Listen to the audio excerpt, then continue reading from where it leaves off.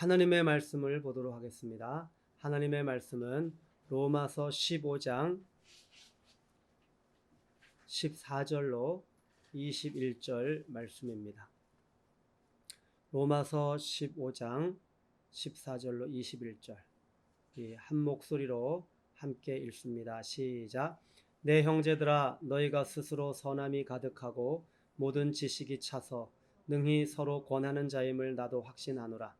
그러나 내가 너희로 다시 생각나게 하려고 하나님께서 내게 주신 은혜로 말미암아 더욱 담대히 대량 너에게 썼노니, 이 은혜는 곧 나로 이방인을 위하여 그리스도 예수의 일꾼이 되어 하나님의 복음의 제사장 직분을 하게 하사 이방인을 제물로 드리는 것이 성령 안에서 거룩하게 되어 받으실 만하게 하려 하심이라.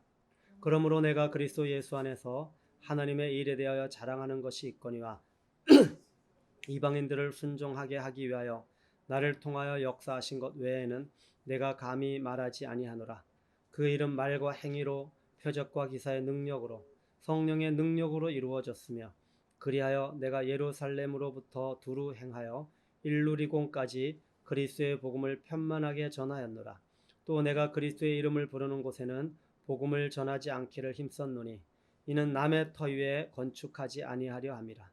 기록된 바 주의 소식을 받지 못한 자들이 볼 것이요 듣지 못한 자들이 깨달으리라 함과 같으니라. 아멘. 한 주 어떻게 사셨습니까? 저는 손가락 철심을 제거하는 수술을 하기 위해서 입원하였다가 수술을 하고 퇴원을 했습니다. 퇴원을 한 다음에 더위가 엄청 강력했죠. 이번 주에 무더위 속에서 또 혼자 씻을 수 없어서 아내의 섬김으로 씻어야 하는 상황 속에서 내가 얼마나 무능한 존재인지를 보게 하시면서 나는 연약한 자입니다. 주님의 도움이 매 순간 필요합니다. 라는 고백을 하게 하셨습니다. 항동교회는 주일 예배를 통하여 복음의 영광에 대하여 시리즈로 말씀을 나누고 있습니다. 지난주에는 하나님 형상의 두 가지 의미라는 말씀을 나누었습니다. 존재적 형상으로 서로 사랑의 교제를 통하여 존재적 기쁨을 누리는 것, 또 직임적 형상으로 사명을 가지고 순종하여 행위의 기쁨을 누리는 것, 이 두 가지 의미를 나누었습니다. 오늘은 사명적 직임을 가지고 사명적 형상으로 직임적 형상으로 사명을 가지고 순종하는 그 형상의 의미에 대한 부분을 조금 더 나누려고 합니다. 그래서 오늘은 당신은 복음의 제사장입니다 라는 말씀을 나누도록 하겠습니다.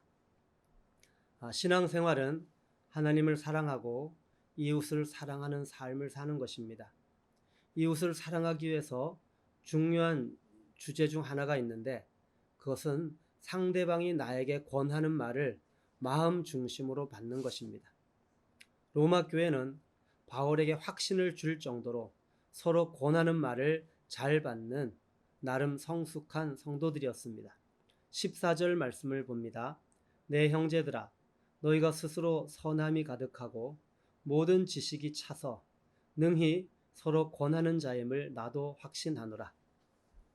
보통 신앙생활을 시작할 때는 다른 사람들이 나에게 권해주는 말을 너무 잘 받아서 문제일 정도입니다.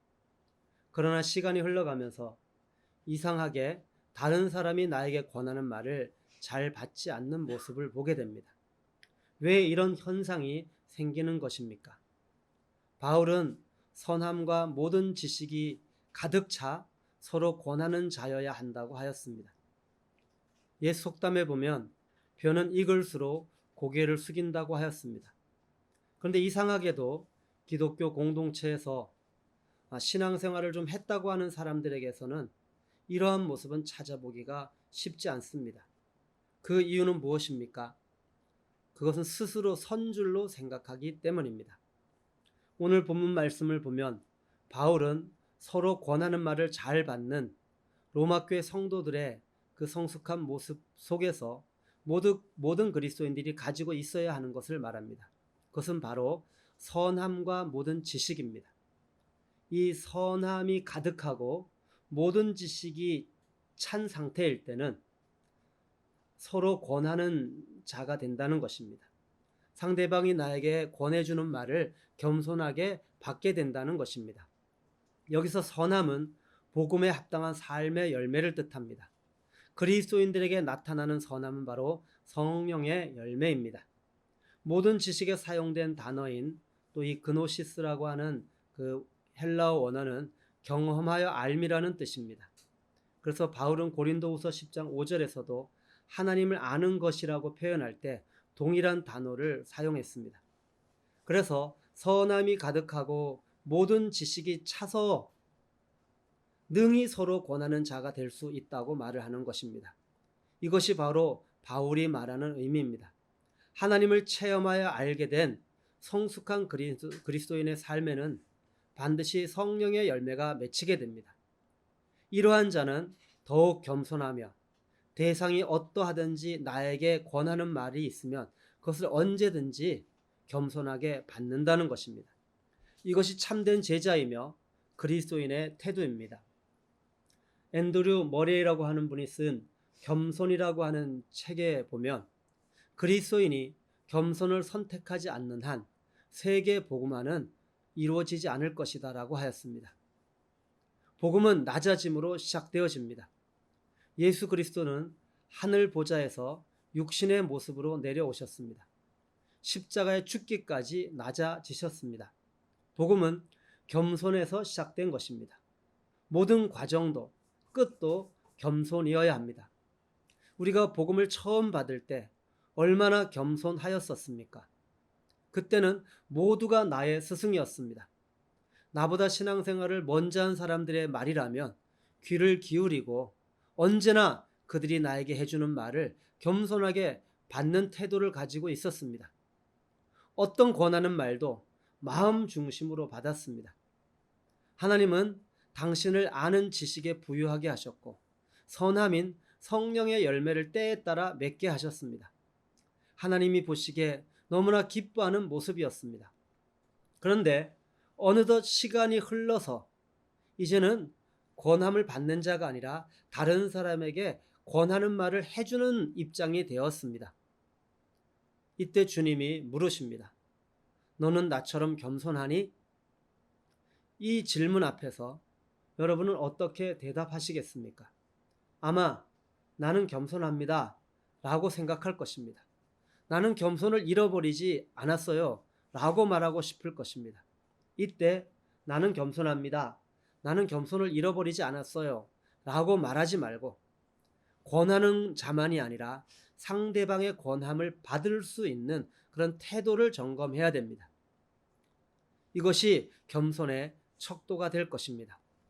바울은 로마교회 성도들에게 권하고 싶은 말이 있었습니다. 아마 로마교회 성도들 중에는 스스로 선줄로 생각하고 바울의 권하는 말을 듣지 않으려고 하였을 수도 있습니다. 성도들 중에서 이제 갓 신자가 된 자들은 아마 그들의 믿음의 선배가 권해주는 말을 그냥 귀를 기울이고 들었을 것입니다. 그런데 신앙이 성숙한 사람들 중에 전부는 아니지만 어쩌면 그 중에 일부는 선줄로 생각하고 상대방이 권해주는 말을 듣지 않으려고 하는 그런 태도를 가지고 있었을 수도 있습니다.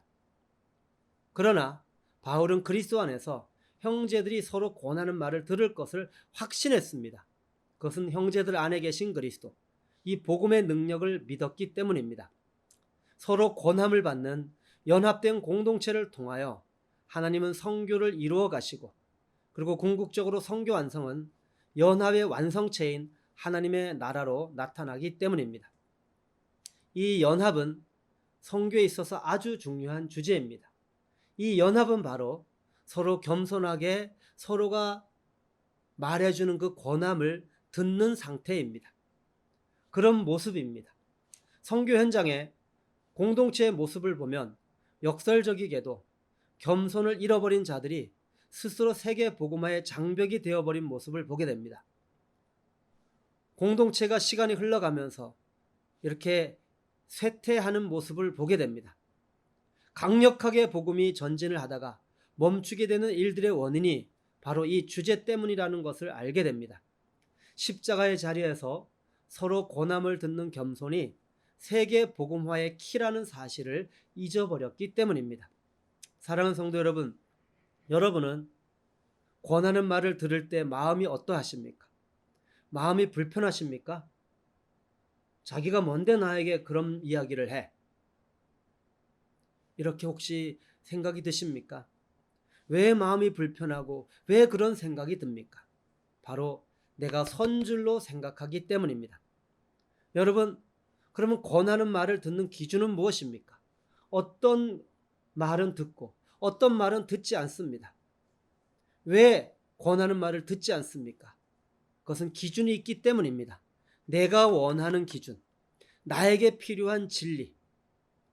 그래서 상대방이 볼 때 필요하다고 생각하지만 나 스스로 나에겐 필요하지 않아 라고 생각하는, 선줄로 생각하는 이 태도를 가지고 있기 때문에 권하는 말을 듣지 않는 것입니다. 나에게 필요한 진리의 말씀을 내가 모르는 상태에서 상대방이 알고 그것을 권해주면 겸손하게 그 말을 들어야 합니다.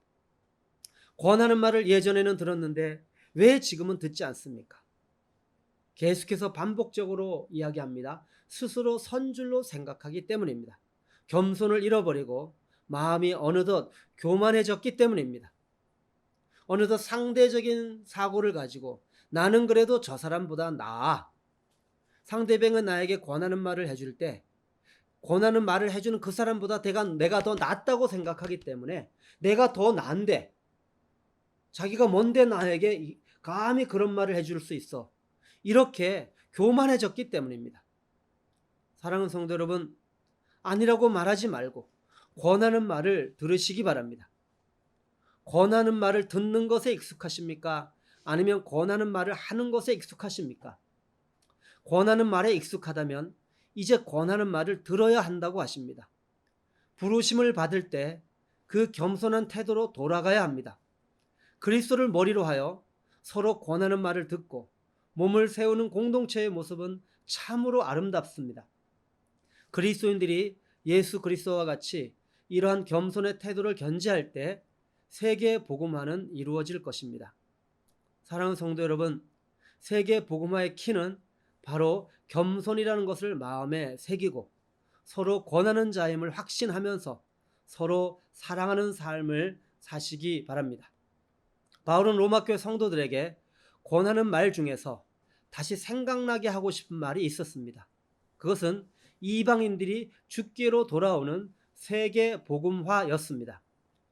18절, 19절 말씀을 보겠습니다. 그리스도께서 이방인들을 순종하게 하기 위하여 나를 통하여 역사하신 것 외에는 내가 감히 말하지 아니하노라. 그 일은 말과 행위로, 표적과 기사의 능력으로, 성령의 능력으로 이루어졌으며 그리하여 내가 예루살렘으로부터 두루 행하여 일루리곤까지 그리스도의 복음을 편만하게 전하였노라. 바울은 예루살렘에서 시작하여 일루리곤까지 복음을 편만하게 전하였다고 말하고 있습니다. 일루리곤은 바울이 전도한 지경 중에 가장 서쪽에 있는 그 한 지역의 이름입니다. 마게도냐의 북쪽, 드라기아의 서쪽에 해당하는 아드리아 바다의 동쪽 지방입니다. 현재 이 지역은 유고슬라비아와 알바니아라는 영토에 속해 있습니다. 이 지역은 그 일루리곤이라고 이렇게 명명했지만 이후에는 달마티라고도 불렀습니다. 그래서 디모데후서 4장 10절에 보면 바울의 제자 중에 한 명인 디도가 간 곳이 바로 달마디아입니다. 디도는 달마디아로 갔고, 이제 로마서 15장 23절을 또 보겠습니다. 이제는 이 지방에 일할 곳이 없고 또 여러 해 전부터 언제든지 서바나로 갈 때에 너희에게 가기를 바라고 있었으니, 이제는 바울은 일루리곤, 그 지금의 알바니아, 또 유고슬라비아, 그 유럽의 중북부죠. 그쪽까지 복음을 전하였는데 이제는 서바나로 가려고 합니다. 서바나는 로마 제국 시대의 유럽의 맨 서쪽의 끝입니다. 현재로 말하면 스페인입니다. 스페인. 예수님께서 승천하시면서 예루살렘과 온 유대와 사마리아와 땅끝까지 이르러 내 증인이 되리라 이렇게 말씀하셨습니다. 땅끝.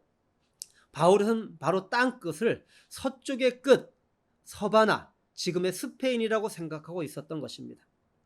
우리는 서바나로 가고자 하는 바울의 마음을 읽으면서 바울이 얼마나 세계 복음화에 사로잡혀 있는지를 보게 됩니다. 또한 바울은 이 세계 복음화의 이 꿈을 예수님의 말씀에서 발견하였습니다. 예수님의 말씀에서 하나님의 꿈을 자기의 꿈으로 발견한 것입니다. 하나님의 꿈을 발견하고 그 꿈을 자기의 꿈으로 믿음으로 취한 것입니다. 사랑하는 성도 여러분, 여러분의 꿈은 무엇입니까? 여러분의 꿈은 어디에서 발견하셨습니까? 바울과 같이 말씀 속에서 하나님의 꿈을 발견하시고 그 세계 복음화의 꿈을 나의 꿈으로 믿음으로 취하셔서 세계 복음화의 꿈에 사로잡혀서 바울처럼 그렇게 달려가는 삶을 사시기를 바랍니다. 하나님께서는 세계 복음화의 꿈에 사로잡히게 하시고 이 일을 위해서 복음의 제사장 직분을 맡기셨다고 바울은 고백합니다. 16절 말씀입니다. 이 은혜는 곧 나로 이방인을 위하여 그리스도 예수의 일꾼이 되어 하나님의 복음의 제사장 직분을 하게 하사 이방인을 제물로 드리는 것이 성령 안에서 거룩하게 되어 받으실 만하게 하려 하심이라. 복음의 제사장 직분은 이방인들을 위하여 맡기셨습니다. 이방인들을 제물로 드리게 하려고 맡기신 것입니다. 복음의 제사장 직분을 맡은 자는 구약의 제사장들이 성전에서 의식에 관여했던 것과는 다르게 이방인들에게 나아가 복음을 전파하여 그 이방인들이 그 복음의 말씀에 순종하여 주께로 돌아오게 하는 일을 하는 직임입니다. 그래서 이 제사장이란 다리를 놓는 자라는 뜻을 가지고 있습니다. 악한 세상 속에서 복음의 다리를 놓는 자가 되어서 이방인들이 이 복음의 다리를 통하여서 하나님께로 돌아오는 그 역할을 하는 것이 바로 제사장입니다. 바울은 이것을 자신의 인생의 목표라고 지금 말하고 있는 것입니다. 실제로 바울은 지금까지 그렇게 살아왔습니다. 3차에 걸친 그 유럽 선교 여행을 통해서 소아시아와 유럽의 여러 지역에서 복음을 전해왔고 수많은 이방인들을 거룩한 제물로 하나님께 올려드렸습니다. 수많은 이방인들이 바로 복음의 다리를 밟고 그리고 하나님께로 돌아오는 그 통로의 역할을 바울은 하였던 것입니다. 그러하기에 그는 예루살렘으로부터 일루리곤까지 그리스도의 복음을 편만하게 전하였다라고 이렇게 고백한 것입니다. 사랑하는 성도 여러분, 우리에게도 이런 삶이 필요합니다. 자신의 야망을 위한 삶이 아니라 험한 세상에 그 잃어버린 영혼들이 하나님께로 오는 길을 알지도 못하고 고통 가운데 신음하며 살아가고 있을 때 바로 세상의 다리가 되어야 합니다. 세상의 다리가 되어서 그들이 바로 하나님께로 돌아오는 놀라운 그 통로가 되어야 합니다. 그때 우리의 삶을 통하여 복음의 꽃이 만발하게 피어날 것입니다. 사랑하는 성도 여러분, 이방인들을 제물로 드리게 하려고 사명을 주시고 복음의 제사장 직분을 맡기셨습니다. 여러분은 복음의 제사장입니다. 바울은 이 일을 자랑하고 싶었던 것입니다. 직임적 형상을 가지고 이제 사명을 받고 그 사명을 감당하는 그 일을 통하여 하나님의 행위의 기쁨을 누리고 있는 것입니다. 사랑하는 성도 여러분, 그리스도인이 자랑해야 하는 직분은 무엇입니까? 우리는 성경에 나와 있지도 않은 참 많은 직분을 만들었습니다. 그 직분을 자랑하며 그것을 가지고 기득권의 특권을 누리려고 합니다. 이 얼마나 어리석은 모습입니까? 그럼 복음의 제사장 직분을 맡은 자의 태도는 어떠해야 하겠습니까? 복음의 제사장으로서 붙들어야 할 진리가 무엇인지 이제 바울의 권면을 통하여 한번 들어보시기 바랍니다. 복음의 제사장으로서 붙들어야 할 세 가지 진리를 나누려고 합니다. 첫 번째로는 복음적 태도를 분명히 하는 것입니다. 복음의 제사장 직분을 맡은 자는 태도가 복음적이어야 합니다. 사역자는 자신의 어떠함을 드러내는 자가 아니라 복음이신 예수 그리스도를 드러나게 하는 자입니다. 성경에 사람들의 주목을 받는 사람들이 있었습니다. 바로 세례 요한입니다. 세례 요한의 모습을 보면서 복음적 태도가 어떠해야 하는지 알게 됩니다. 세례 요한은 자신을 드러내지 않고 그리스도를 드러내었습니다. 그의 모습은 일반 사람들과는 달랐습니다. 약대 털 옷을 입고 가죽 허리띠를 둘렀으며 메뚜기와 석청을 먹고 광야에서 거처를 두고 살았습니다. 자신에게 찾아오는 사람들에게 과감하게 직언을 말하기를 서슴지 않았고 사람들이 듣기 싫어하는 회개하라는 메시지를 외쳤던 사람입니다. 사랑하는 성도 여러분, 세례 요한이 사람을 모으려고도 하지 않았습니다. 사람들에게 복음을 들어라 라고 강요하지도 않았습니다. 그리고 세례 요한에게 찾아온 사람들은 오늘 예배 시간에 이렇게 말씀에 집중하지 않고 딴짓을 하는, 또 그림을 그리는 우리 이런 어린 친구들과 같지도 않았습니다. 그들은 정말로 세례 요한을 찾아왔습니다. 세례를 받고 싶어 찾아왔습니다. 사랑하는 성도 여러분, 복음의 제사장이 된 사람들, 사역자들 중에 세례 요한처럼 되고 싶어 하는 자들이 있습니다. 오늘 우리는 세례 요한의 참 모습을 보게 될 것입니다. 당시에 세례 요한에 대한 몇 가지 오해가 있었습니다. 예전에 제가 이 말씀을 나누었던 기억이 있습니다.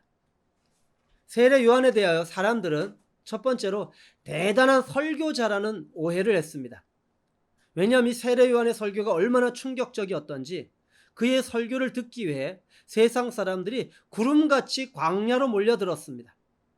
바리새인과 사두개인들까지 세례 요한을 찾아왔을 정도였습니다. 이것은 놀라운 일입니다. 그들은 종교 지도자들입니다. 어느 정도였는지 가늠해 볼 수 있는 것은 사람들이 세례 요한을 가리켜 이렇게 생각했습니다. 혹시 저 세례 요한 그리스도가 아닐까? 우리가 구약에 하나님께서 우리에게 보내주신다고 하셨던 그 구원자 그리스도가 아닐까? 아니면 하늘에 불을 내렸던 엘리야가 아닐까? 이렇게 선지자로 오해를 할 정도였습니다. 그가 사람들에게 영향력을 행사하는 명설교를 했기에 오해를 받는 것은 당연할 수 있습니다. 사역자들 중에 이 설교의 핵심인 복음보다 그 설교의 통로인 능력 있는 설교자가 되고 싶어하는 자들도 있습니다. 그래서 유명한 설교자를 모델로 정하고 그 사람처럼 설교하고 싶어서 연구하고 또 그런 모임도 만들고 그리고 그 사람의 말투도 흉내내고 그러는 경우도 있습니다. 저도 한때는 그런 시간이 있었습니다. 그런 설교자를 찾아다니는 일들이 또 나타납니다. 교회를 옮기는 이유 중에 하나가 설교가 많은 비중을 차지하고 있습니다. 저는 설교가 중요하지 않다고 말하는 것은 아닙니다. 하나님은 설교를 통하여 하시는 일이 놀랍습니다. 그런데 어쨌든 그 당시의 사람들은 이 세례 요한을 보면서 대단한 설교자라고 생각을 했습니다. 오해를 한 것이죠. 두 번째로는 성공한 사역자라고 오해했습니다. 그가 요단강에서 회개하라고 외치며 사람들에게 세례를 줄 때 그냥 소수 몇 명이 찾아온 정도가 아니고 수많은 사람들이 줄을 지어서 세례 요한을 찾아왔습니다. 사랑하는 성도 여러분, 사역의 현장에서 수많은 사람들이 몰려오는 것을 보고 싶으십니까? 교회를 개척하면 그 성도의 수가 많아지는 것을 보고 싶으십니까? 아마 그렇게 되면 주변에서 성공한 사역자야 라고 인정을 받게 될 것입니다. 이런 관점에서 볼 때 세례 요한은 성공한 사역자라는 오해를 살 만도 했습니다. 세 번째로는 사회개혁가라는 오해를 받았습니다. 이것도 틀린 말은 아닌 것 같습니다. 세례 요한은 당시 사회적으로 권력의 정점에 있었던 이 헤롯 왕의 부도덕한 모습과 그런 비리에 맞서서 생명을 내놓고 바른 말을 한 사람이기 때문입니다. 사회 정의를 외친 사람입니다. 우리는 부정을 알고도 꿀먹은 벙어리처럼 아무 말도 못하고 그냥 지나쳐 버리기도 합니다. 하지만 세례 요한은 불의에 대해 가만히 있지 않았습니다. 그는 사회 정의를 담대하게 외치다가 목이 잘려 은쟁반에 올려지는 최후를 맞았습니다. 어떤 인물보다도 그 당시에 정의감에 불탔고 사회 정의에 민감했던 사람입니다. 사람들이 생각할 때, 이것을 볼 때 그는 세상 사람들에게 사회개혁가라는 오해를 살 만도 했습니다. 그러나 세례 요한에 대한 이 오해 때문에 지금도 이 성경을 읽으면서 세례 요한처럼 되고 싶어하는 일들이 일어나는 것입니다. 대단한 설교자, 성공한 사람, 사회개혁가, 이런 사람이 되고 싶어 합니다. 그러나 성경은 세례 요한에 대하여 우리가 알고 있는 그런 관점으로 보는 것이 아니라 전혀 다른 차원의 평가를 내리고 있다는 것입니다. 요한복음 1장 26절에 요한이 대답하되 나는 물로 세례를 베풀거니와 너희 가운데 너희가 알지 못하는 한 사람이 섰으니 29절 이튿날 요한이 예수께서 자기에게 나오심을 보고 이르되 보라 세상 죄를 지고 가는 하나님의 어린 양이로다. 34절 내가 보고 그가 하나님의 아들이심을 증언하였노라 아니라. 세례 요한이 이 세상에 온 목적은 오직 예수 그리스도를 증언하기 위해서입니다. 예수님이 하나님의 아들이시고 인류의 구원자이시며 세상 죄를 지고 가는 하나님의 어린 양이라는 사실을 세례 요한은 자신의 삶 전체를 통해 선포하고 증언하였습니다. 태어나서 죽을 때까지 세례 요한을 사로잡은 것은 대단한 설교도 아닙니다. 세례의식도 아닙니다. 사회 정의도 아닙니다. 바로 예수 그리스도였습니다. 그가 사는 이유 오직 한 가지 예수 그리스도였습니다. 예수 그리스도를 그의 삶에서 뺀다는 것은 상상도 할 수 없었습니다. 설교하지 말라 그래도 그는 전혀 상관없었습니다. 사람들이 그에게 몰려오지 않아도 그는 전혀 상관없었습니다. 예수 그리스도 그의 삶의 의미였습니다. 한마디로 그는 예수 그리스도에 미친 사람이었습니다. 그는 자신의 삶은 전혀 없었습니다. 예수 그리스도를 증거하기 위하여 걸리는 것은 무엇이든지 희생할 수 있었습니다. 그에게 무엇을 먹을까, 입을까, 무엇을 마실까 문제가 되지 않았습니다. 사람들의 평판은 더욱 문제가 되지 않았습니다. 사랑하는 성도 여러분, 다음 질문에 스스로 대답을 해보시기 바랍니다. 위대한 설교자이면서 세례 요한처럼 살 수 있을까? 수많은 사람들이 몰려오는 상황 속에서도 세례 요한처럼 살 수 있을까? 사회의 정의를 외치면서도 세례 요한처럼 살 수 있을까? 그런데 많은 사람들이 예수님에게 이 세례 요한처럼 미치려고 하지는 않고 여전히 오해를 하고 위대한 설교자, 성공한 사역자, 사회 정의를 외치는 괜찮은 사람들이 인정해주는 그런 괜찮은 사람이 되려고 얼마나 발버둥을 치는지 모릅니다. 주님을 위한 삶, 이웃을 위한 삶보다는 오히려 자신을 위한 삶을 살려고 애를 씁니다. 다른 사람들이 볼 때는 괜찮은 사람이라고 여길 정도로만 예수님을 믿고 나머지는 자신을 위해 열심히 살아가는 것입니다. 사랑하는 성도 여러분, 세례 요한을 통하여 함께 은혜를 받고 싶은 것은 이것입니다. 우리는 과연 예수님에게 미쳐 있는가? 우리가 미쳤다고 소리를 들을 때는 한 가지만 생각할 때입니다. 무엇인가에 집중해 있는 사람의 특징은 한마디로 겁이 없고 두려움이 없습니다. 열중하고 있는 일을 그만두는 법이 없고 그 일 때문에 손해보고 희생한다 할지라도 결코 포기하지 않습니다. 우리는 순교자를 존경합니다. 순교는 제정신으로는 불가능합니다. 예수님에게 미쳐 있을 때에만 가능합니다. 순교자는 예수님을 위해 가족, 직업, 미래는 물론이고 생명까지도 가차없이 버린 사람입니다. 나무 화형에도 기쁨으로 찬송을 부르며 죽어간 역사 속의 수많은 그런 순교자들, 굶주린 사자의 이빨에 찢겨 죽으면서도 찬양한 초대교회 성도들, 히브리서의 말씀대로 가진 모욕과 소모를 겪으면서도 예수님을 붙들고 예수님을 생각하고 예수님을 거부하지 않고 오직 예수님을 드러내었던, 예수님이 전부가 되었던 사람들, 이런 사람들을 세상은 이기지 못한다라고 말하고 있는 것입니다. 사랑하는 성도 여러분, 무엇을 생각하십니까? 무엇에 미쳐 있습니까? 어떤 사람은 사업에 미쳤다는 소리를 듣습니다. 새벽부터 잠자리에 들 때까지 온통 돈 버는 일에만 집중합니다. 어떤 사람은 학문, 예술, 정치에 미친 사람은 아무도 못 말립니다. 한 정치인의 나의 복음을 들었습니다. 국회의원을 사수나 했는데도 계속 도전을 합니다. 남들은 다 알고 있습니다. 그 사람이 당선 안 될 것이라는 것을. 그러나 자신은 절대로 인정하지 않습니다. 왜냐하면 정치에 미쳤기 때문입니다. 어떤 사람은 게임에 미치고, 어떤 사람은 여자에 미치고, 어떤 사람은 스포츠에 미치고, 무엇에 미쳤느냐가 그 사람을 말해줍니다. 여러분은 지금 무엇에 집중하고 있습니까? 저는 이 말씀을 준비하며 제 자신이 요즘 무엇에 집중하고 있고 무엇에 시간을 투자하고 있는지 보게 되어졌습니다. 여전히 안목의 정욕입니다. 다시 주님 앞에 결단을 하는 그런 시간을 가졌습니다. 우리가 세례 요한의 삶을 통하여 발견할 수 있는 것은 한때 유대의 종교 기득권층으로부터 이단으로 몰리면서도 오로지 예수님 뿐이었다는 사실입니다. 역사 속에서 오로지 예수님 뿐이었던 분들이 있습니다.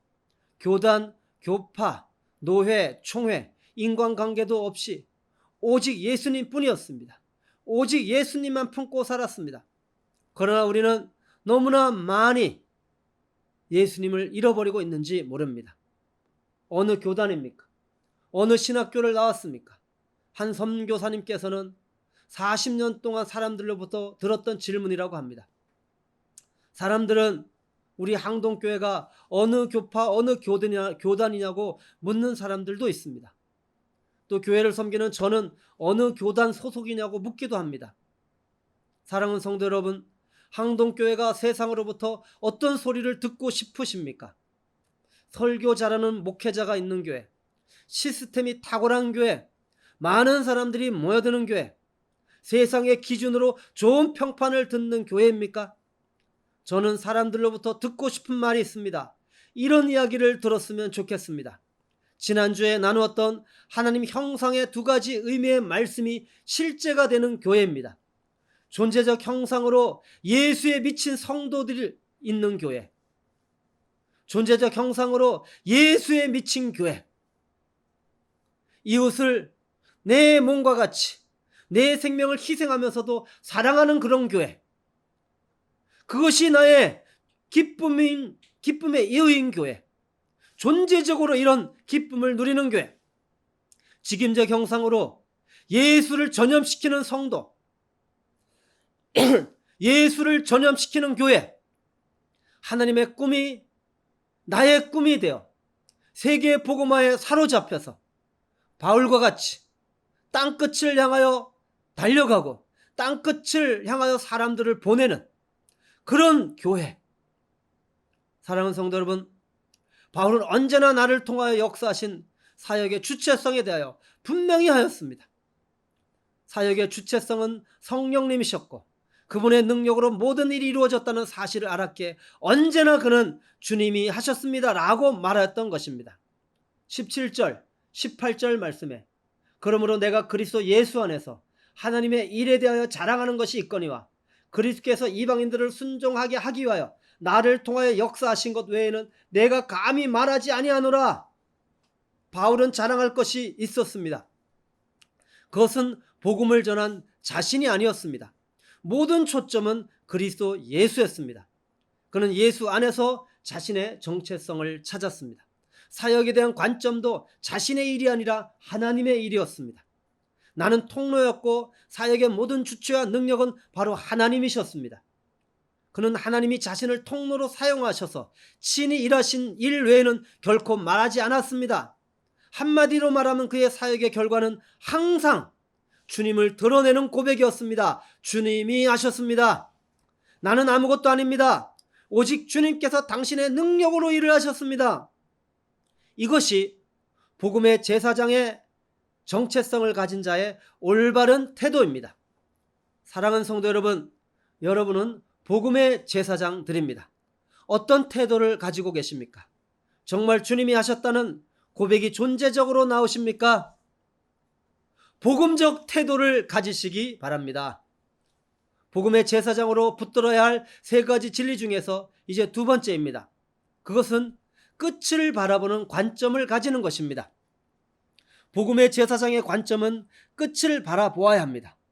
바울은 예루살렘에서 일루리곤을 바라보았고 그곳까지 복음을 전하였습니다. 이제 그의 시선은 서바나를 바라보고 있습니다. 바울은 로마교회 성도들과 함께 끝을 바라보기를 원하였습니다. 23절, 24절. 이제는 이 지방에 일할 곳이 없고 또 여러 해 전부터 언제든지 서바나로 갈 때에 너희에게 가기를 바라고 있었으니 이는 지나가는 길에 너희를 보고 먼저 너희와 사귐으로 얼마간 기쁨을 가진 후에 너희가 그리로 보내주기를 바람이라. 사랑하는 성도 여러분, 이것이 바로 바울의 갈망이었습니다. 여러분,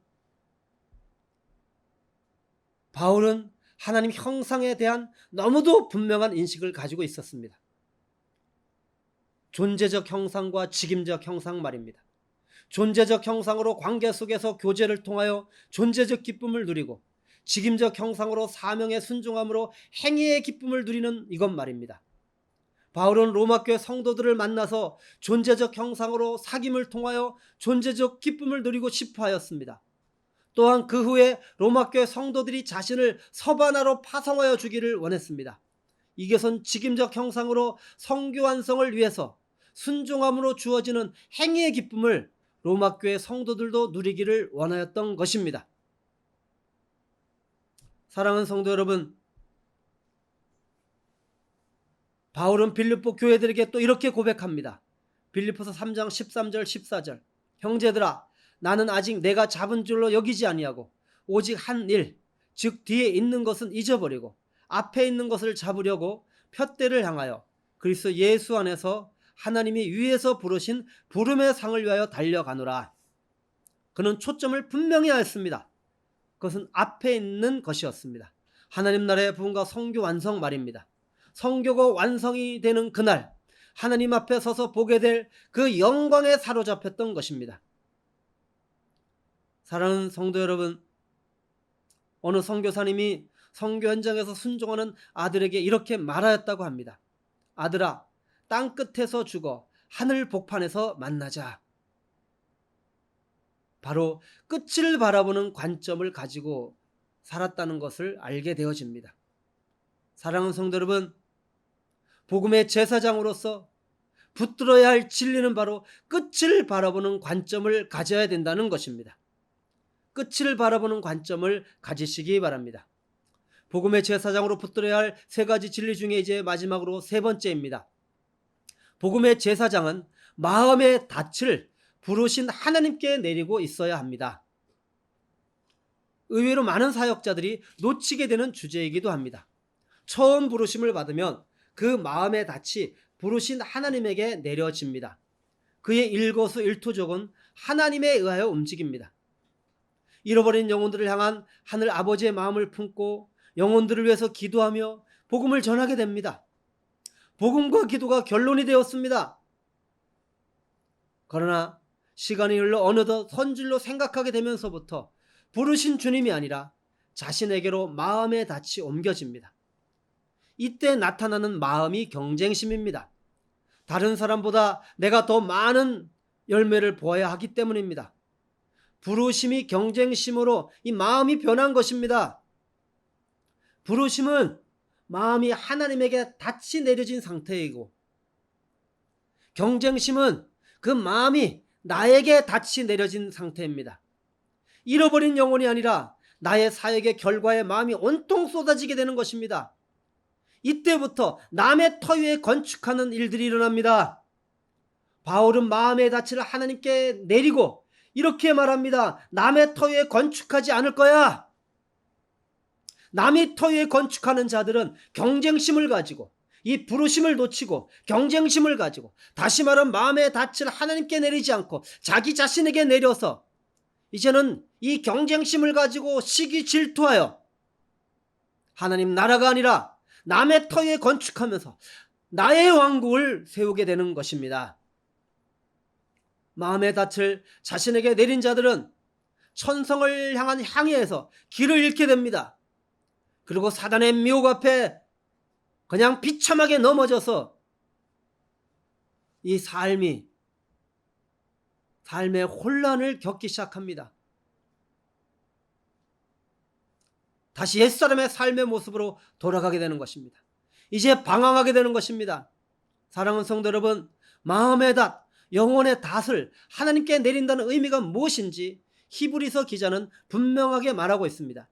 히브리서 6장 19절, 우리가 이 소망을 가지고 있는 것은 영혼의 닷 같아서 튼튼하고 견고하여 휘장 안에 들어가나니, 우리가 가지고 있는 이 소망이 영혼의 닷 같다고 합니다.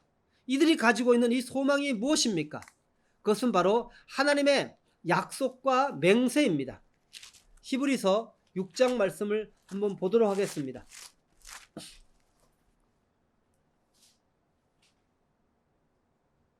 이들이 가지고 있는 소망이 무엇입니까? 그것은 바로 하나님의 약속과 맹세입니다.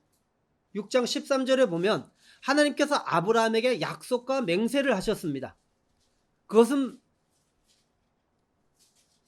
하나님의 약속과 맹세입니다. 약속은 앞으로의 일을 어떻게 할 것인가를 미리 정하는 것이고, 맹세는 약속한 것을 그대로 실천하겠다는 다짐입니다. 의지입니다. 아브라함은 하나님의 약속과 맹세를 믿었습니다.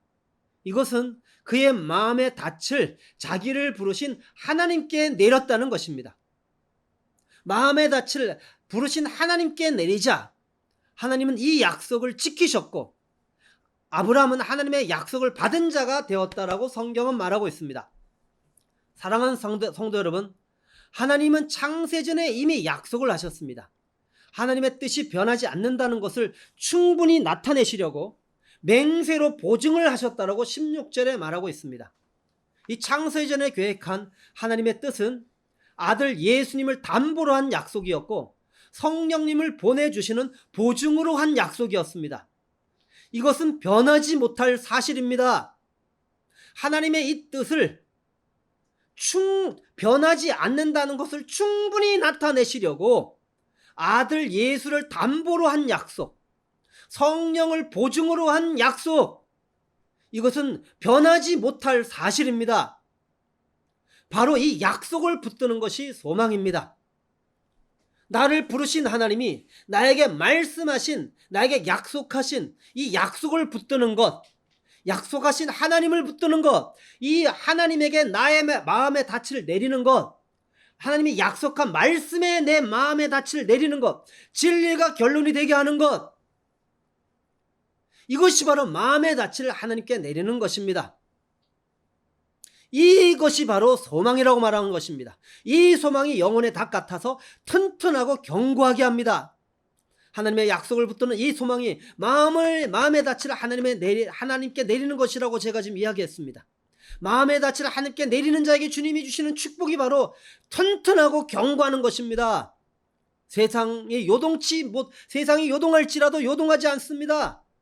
견고합니다. 어떤 상황 속에도 내 마음 안에 내 영혼이 안심하게 됩니다. 하나님께 마음의 닻을 내린 자에게 주시는 축복이 안위함입니다. 우리에게 큰 안위를 받게 하려 하심이라. 어떤 상황 속에서도 평강입니다. 사랑하는 성도 여러분, 바울은 마음의 닻이 부르신 하나님에게 내려진 자였습니다. 마음의 닻을 부르신 하나님께 내린 바울은 이렇게 고백합니다. 로마서 15장 20절입니다. 또 내가 그리스도의 이름을 부르는 곳에는 복음을 전하지 않기를 힘썼노니 이는 남의 터에 건축하지 아니하려 함이라. 바울의 마음은 사역에 있지 않았습니다. 그의 마음의 닻은 부르신 하나님에게 내려져 있었습니다. 경쟁심이 아닙니다. 그는 부르심입니다. 자신에게 마음의 닻을 내리지 않았습니다. 부르신 하나님에게 닻을 내렸습니다. 그분의 약속의 말씀에 닻을 내렸습니다. 진리가 결론이 되었습니다. 그러자 그는 이제 고백합니다. 내가 달려갈 길과 주 예수께 받은 사명, 곧 하나님의 은혜의 복음을 증언하는 일을 마치려 하면은 나의 생명조차 조금 더 귀한 것으로 여기지 아니하노라. 바울의 마음은 자신에게 있지 않았습니다. 마음의 닻이 하나님께 내려졌기 때문입니다. 마음의 닻이 하나님께서 약속하시고 맹세하신 그 말씀에 내려졌기 때문입니다. 진리가 결론이 되었기 때문입니다. 사랑하는 성도 여러분, 마음의 닻을 하나님께 내리시기 바랍니다. 약속하신 하나님, 약속의 말씀을 붙드시기 바랍니다. 이 소망을 가지시기 바랍니다. 이 소망이 영혼의 닻이 될 것입니다. 영혼의 닻을 하나님께 내리면 여러분의 영혼이 안위함을 받게 될 것입니다. 안위는 평강과 위로의 축복입니다.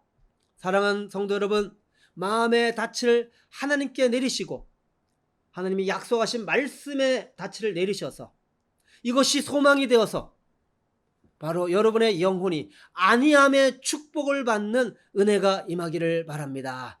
평강과 위로의 축복. 할렐루야. 우리의 마음을 요동케 하고 우리의 마음을 불안케 한 너무나 그런 어려운 상황과 환경을 지금 저와 여러분은 맞이하고 있습니다. 이때 우리의 마음의 닻을 하나님께 내리십시오. 안위의 축복, 평강과 위로의 축복을 여러분에게 주실 것입니다. 이제 말씀을 마치도록 하겠습니다. 사랑하는 성도 여러분, 세계 복음화의 키는 겸손입니다. 세계 복음화의 꿈을 가진 당신은 복음의 제사장입니다. 복음의 제사장이신 여러분에게 주님께서 질문을 하십니다. 이 질문을 받으면서 여러분 마음에 믿음으로 이 진리를 취하시기 바랍니다. 복음의 제사장으로서의 복음적 태도를 나는 가지고 있는가? 복음의 제사장으로서 나의 관점을, 제사장으로서의 이 관점을 가지고 있는가? 마음의 닻을 부르신 주님께 내리고 그날의 영광을 바라보며 달려가고 있는가? 복음의 제사장으로서의 정체성과 관점을 가지고 마음의 닻을 부르신 주님께 내리고 그날의 영광을 바라보며 달려갈 것을 결단하시는 그런 은혜가 임하기를 바랍니다. 기도하시겠습니다. 사랑하는 주님, 세계 복음화의 키는 겸손입니다. 우리가 복음을 처음 만났을 때 얼마나 겸손하였습니까?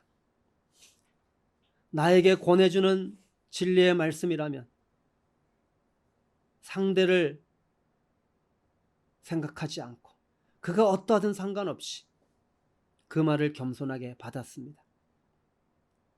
주님, 권하는 말, 권해주는 자가 있었고 또 권하는 말을 듣는 자가 있었고 서로 권함으로 정말로 연합이 이루어져 하나님이 그토록 꿈꾸는 성교 완성을 향하여 달려갈 수 있는 그런 생명의 공동체였습니다. 그런데 주님, 어느덧 시간이 흘러가며 선줄로 여기게 되면서부터 이제는 겸손을 잃어버리고 교만하여 나에게 권해주는 말을 듣지 못하는 목이 뻣뻣한 자가 되었습니다. 오 주님, 세계 복음화의 키는 겸손입니다. 주님, 우리의 마음을 다시 겸손케 하여 주십시오. 우리의 마음을 다시 낮아지게 하여 주십시오. 나에게 필요한 진리를 권해줄 때 겸손하게 그 말을 받는 자가 되게 하여 주십시오. 그래서 주님, 서로 권함으로 말미암아 선함과 많은 지식으로 충만하여져서 이 서로 권함으로 말미암아 아름다운 연합이 일어남으로 말미암아 오 주여, 세계 복음화의 꿈을 가지고 아버지 복음의 제사장이 되어서 달려가는 그런 은혜가 우리 항동교회 안에 사랑하는 성도님들 마음 안에 임하게 하여 주시옵소서. 오 주님, 복음의 제사장으로서의 태도를 분명하게 하여 주시옵소서. 나는 아무것도 아닙니다. 오직 예수에 비춰서 예수님만 드러내는 복음적 태도를 가지게 하여 주십시오. 복음의 제사장으로서 하나님 나라의 부흥과 성교 완성이 이루어질 것을 믿는 그날의 영광을 바라보는 관점을 가지게 하여 주십시오.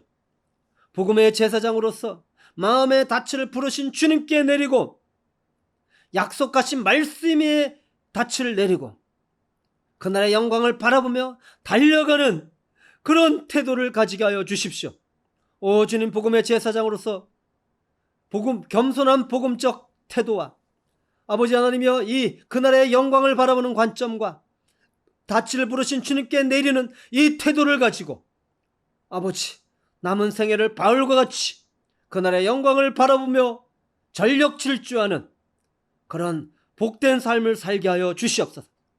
혼란하고 혼잡한 이 시대 한가운데서 우리의 마음을 요동케 하는 이 시대 한가운데서 우리의 영혼을 안익게 하시는 축복, 평강과 아버지 하나님이여 이 안식의 축복을 우리 가운데 내려 주시옵소서. 예수님 이름으로 기도드렸습니다.